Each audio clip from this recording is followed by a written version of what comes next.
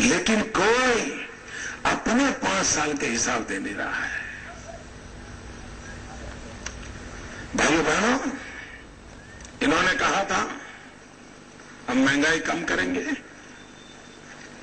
अटल जी की सरकार में महंगाई बहुत बढ़ गई है, हम सरकार करके कम करेंगे। ये वादा किया था ना, महंगाई कम करने का वादा किया था ना, और आपने भरोसा भी किया था ना, और परिणाम क्या निकला? महंगाई कम हुई क्या माता है बहने? महंगाई बढ़ी है ना? भाइयों बहनों, गरीब के घर में चूल्हा नहीं जल रहा है।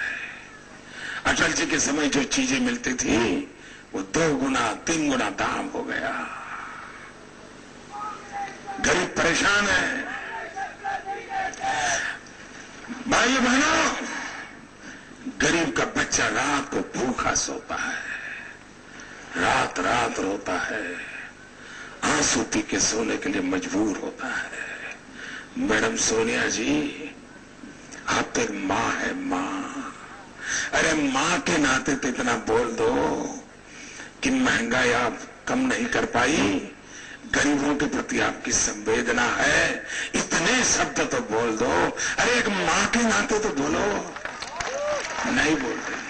चुनाव के 3 महीने हो गए, नहीं बोल रही है। और उसका कारण है इन्होंने गरीबी देखी नहीं भैया।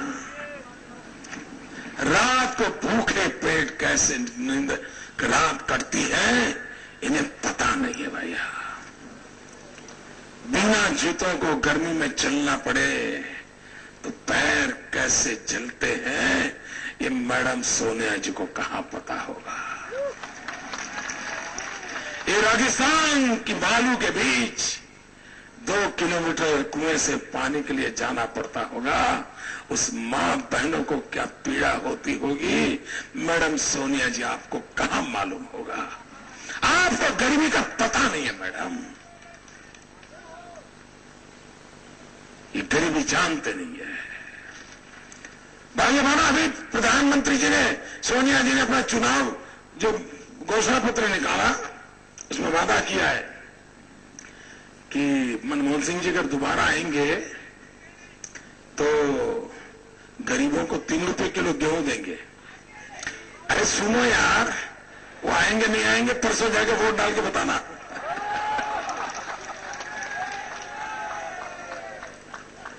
भाई बहनों, आप मुझे बताइए, मनमोहन सिंह अभी कह रहे हैं कि दोबारा आएंगे तो गरीबों को 3 रुपए किलो गेहूं देंगे। मैं उन्हें पूछना चाहता हूं, क्या ये 5 साल आपने मुहूर्त निकालने में गंवाए क्या? क्या इस देश में गरीब नहीं थे क्या? क्या आपको 3 रुपए किलो गेहूं देने की याद नहीं आई क्या? मैं आडवाणी जी का अभिनंदन करना चाहता हूं।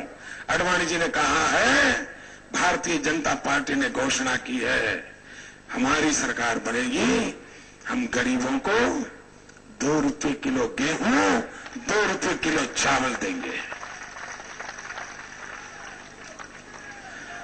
और ये दिल्ली में अपने आप को गरीबों का बताने वाले जो बच्चे घूम रहे हैं, सारे देश में घूम घूम के बोलते हैं हम तो गरीबों के लिए हैं, हमारा नाता गरीबों से है। मैं एक छोटा सवाल उनको पूछता हूं, पत्रकार भाइयों ध्यान दीजिए।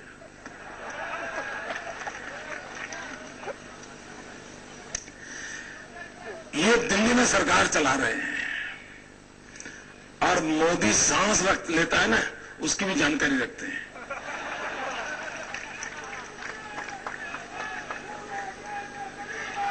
मीडिया के मित्रों, मैं 4 मार्च से घूम रहा हूं, गला परेशान कर रहा है, तो बीच बीच में पानी पी रहा हूं। लेकिन आप ऐसी बॉक्स आइटम मत बनाना कि मोदी पानी पी पी के कांग्रेस वालों को पीट रहा था।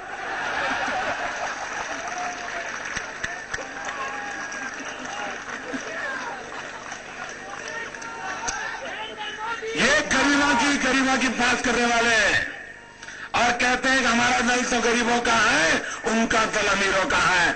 मित्रों, मैं आज उनके कपड़े उधेड़ करके रख देता हूं, देख लीजिए। मोदी अगर सांस भी लेता है तो ये गिनती रखते हैं कि मोदी ने 1 मिनट में कितनी सांस ली है।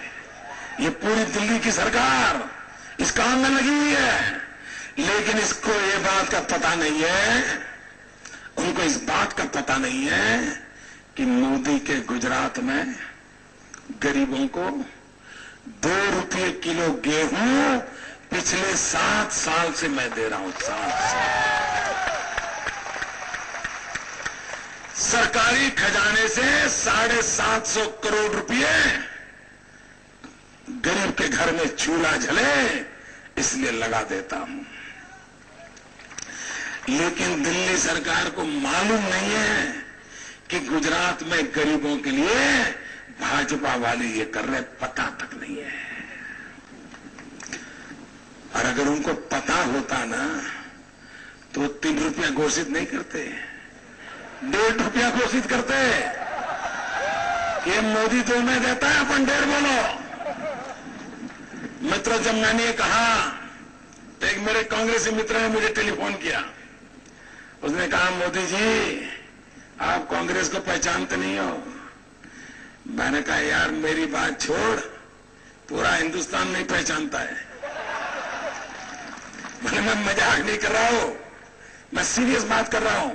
मैं कहा, बताओ क्या बात है। बोले, मोदी जी कांग्रेस को पता है कि आप 2 रुपये में गेहूं देते हैं। मैंने कहा, अगर उनको पता होता तो जरूर उन्होंने 1.5 रुपया बोला होता, 3 बोला, मुझे समझ नहीं आ रहा है। बोले, वही तो राज है, आप कांग्रेस को जानते नहीं हो। मैंने कहा, क्यों? अरे बोले, कांग्रेस की कमाल देखो, और तुम्हारे यहां से 2 रुपये में ले जाएंगे, 3 में बेच खाएंगे। गरीब की थाली में से रुपया मार लेते हैं ये लोग, गरीब की थाली में से।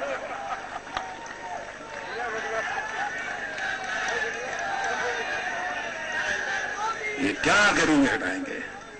भाइयों बहनों ने वादा किया था हर साल 1 करोड़ नौजवानों को रोजगार देंगे।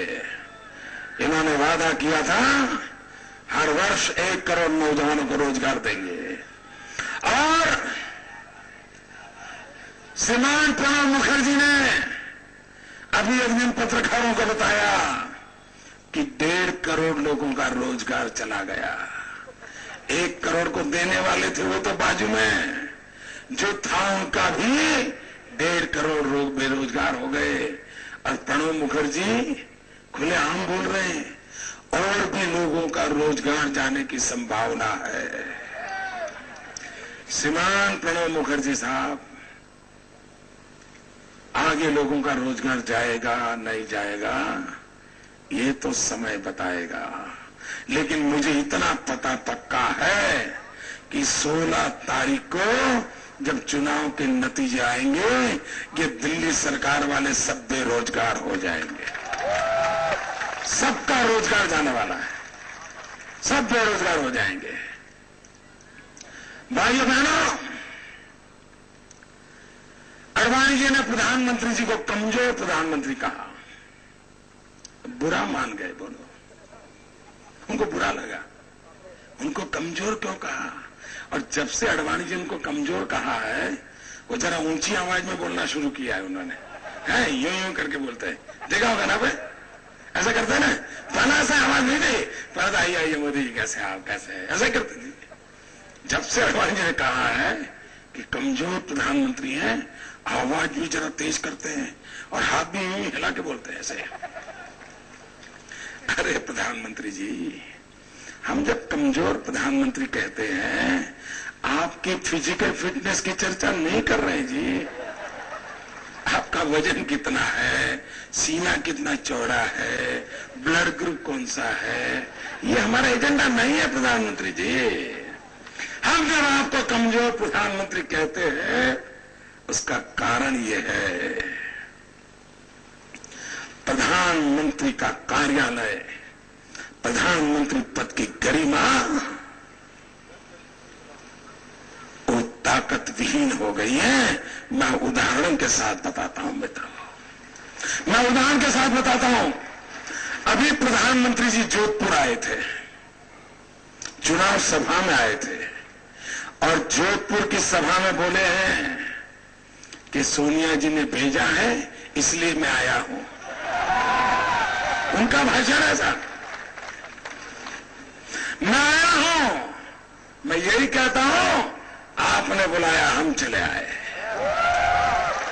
वो कहते हैं सोनिया जी ने भेजा इसलिए आया हूं। भाइयों बहनों, मैं प्रधानमंत्री जी, आपकी सरकार मजबूत सरकार नहीं है, आपकी सरकार मजबूर सरकार है, ये मैं सिद्ध कर सकता हूं।